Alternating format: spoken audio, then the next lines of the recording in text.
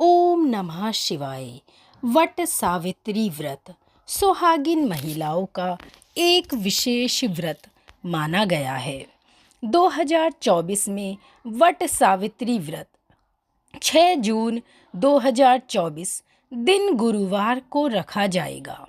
पंचांग के अनुसार वट सावित्री व्रत के दिन पूजा का शुभ मुहूर्त प्रातः 11:52 से दोपहर 12:48 तक रहेगा। इस समय वट वृक्ष की पूजा की जाएगी। वट सावित्री व्रत के दिन महिलाएं लाल और पीले वस्त्रों को ही धारण करें। वट सावित्री व्रत की पौराणिक कथा। भद्र देश के राजा के कोई संतान नहीं थी। संतान प्राप्ति के लिए वह 18 साल तक यज्ञ और तपस्या करते रहे। उनकी तपस्या से सावित्री देवी प्रसन्न हुईं और उन्हें संतान के रूप में एक रूपवान, गुणवान और तेजस्वी कन्या होने का वरदान दिया। देवी के वरदान से राजा के घर एक कन्या का जन्म हुआ। राजा ने उस कन्या का नाम सावित्री रखा।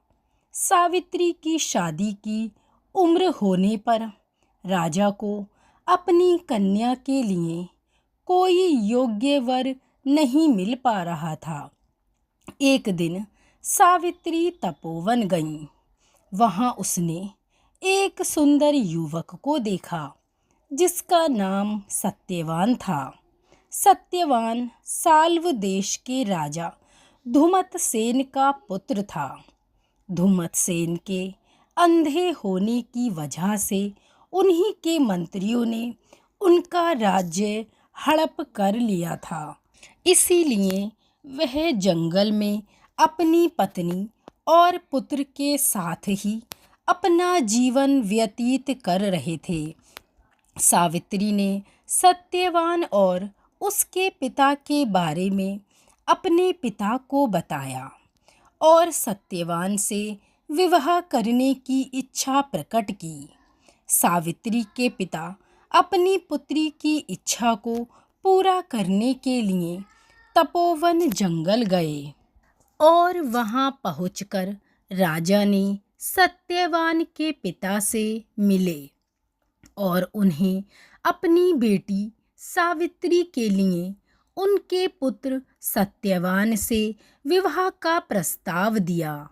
सावित्री के पिता की बात सुनकर सत्यवान के पिता ने बड़े ही निराश मन से कहा, राजन, मुझे आपका प्रस्ताव मंजूर है। मेरा पुत्र सत्यवान बहुत ही बलवान, गुणवान और धर्मात्मा है।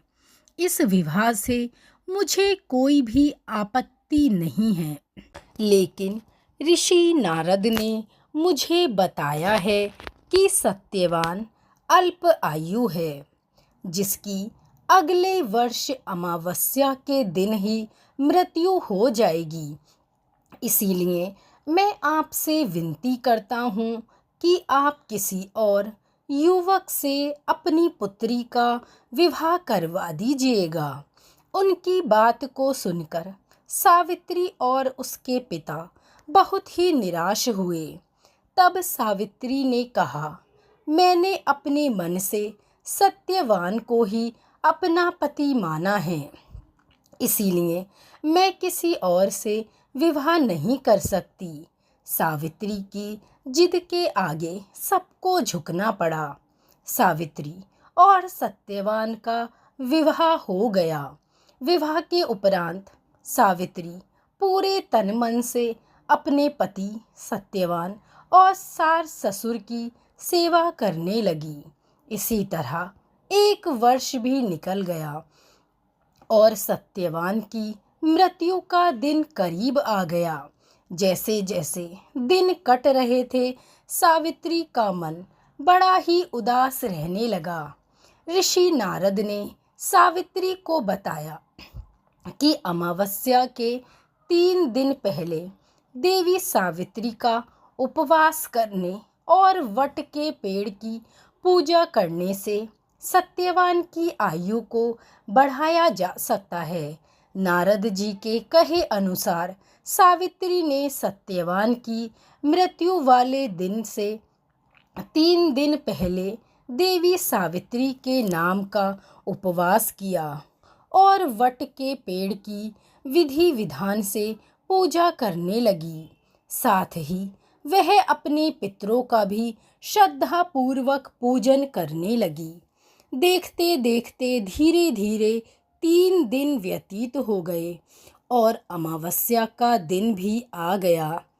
रोज की तरह ही अमावस्या के दिन सत्यवान जंगल में लकड़ियां काटने गया। तब सावित्री ने कहा, मैं भी आपके साथ चलूंगी। सावित्री भी सत्यवान के साथ जंगल गई लकड़ियां काटने के लिए। जब सत्यवान पेड़ पर चढ़े तो उनके सिर में अचानक ही बड़ी पीड़ा होने लगी। सत्यवान की बात सुनकर सावित्री समझ गई कि उनकी मृत्यु का समय आ गया है। वहीं जंगल में एक वट के पेड़ के नीचे सत्यवान का सिर अपनी गोद में रखकर वह सहलाने लगी। कुछ ही समय में सावित्री के सामने अनेक यमदूतों के साथ यमराज खड़े थे और वह सत्यवान के प्राण अपने साथ लेकर जाने लगे। तभी सावित्री भी यमराज के पीछे पीछे जाने लगी। यमराज ने सावित्री को बहुत समझाने की कोशिश की। उन्होंने कहा कि यह तो पहले से लिखा हुआ है, मैं तो बस अपना कर्म कर रहा हूँ। लेकिन सावित्री ने यमराज की बात नहीं मानी और वह उनके पीछे पीछे चलती रही। सावित्री की निष्ठा और पति के लिए उनका प्रेम देखकर यमराज बहुत ही प्रसन्न हुए और उन्होंने सावित्री से वर मांगने को कहा। यमराज की बात सुनकर सावित्री ने कहा, हे प्रभु, मेरे सास ससुर अंधे हैं, आप उनकी आंखों की रोशनी वापस करने का वरदान दें। यमराज ने कहा, ठीक है, ऐसा ही होगा, परंतु अब तुम अपने घर जाओ। ऐसा कहने के बाद यमराज फिर आगे बढ़े, परंतु उन्होंने देखा कि सावित्री अभी भी उनके पीछे पीछे चली आ रही हैं। यमराज ने सावित्री को वापस जाने के लिए कहा, लेकिन सावित्री ने इनकार कर दिया। सावित्री ने यमराज से कहा, वह अपने पत्नी व्रत का पालन कर रही हैं, इसीलिए उनके पति जहाँ जाएंगे वह वहीं जाएंगी। सावित्री की इस बात को सुनकर यमराज बड़े ही प्रभावित हुए। उन्होंने सावित्री से एक और वरदान मांगने को कहा। सावित्री ने कहा, मेरे ससुर साल्व देश के राजा थे, लेकिन किसी ने उनका राज्य छीन लिया, उन्हें उनका राज्य वापस दें। यमराज ने सावित्री के इस वरदान को भी पूरा किया और फिर से सत्यवान के प्राण लेकर वह आगे बढ़ने लगे। लेकिन अब भी सावित्री उनके पीछे पीछे ही चल रही थीं। अब यमराज यह देखकर बड़े ही हैरान हो गए। सावित्री से इसका कारण पूछा तो सावित्री ने बताया, एक पत्नी का फर्ज है कि वह वहीं रहेंगी जहां उनका पति रहेगा। सावित्री की बात सुनकर यमराज बहुत ही प्रसन्न हुए और कहा, पुत्री, तुम बहुत ही पतिव्रता हो, इसलिए मैं तुम्हें तीसरा वरदान देने को भी तैयार हूँ, मांगो। तब सावित्री ने कहा, हे प्रभु, यदि आप मुझे कुछ देना चाहते हैं तो मुझे 100 पुत्रों की माँ होने का आशीर्वाद दें। सावित्री के इस वरदान को सुनते ही यमराज ने कहा, पुत्री, अब घर जाओ, मैं तुम्हें तीसरा वरदान भी देता हूँ। तुम 100 साहसी और पराक्रमी पुत्रों की माँ बनोगी।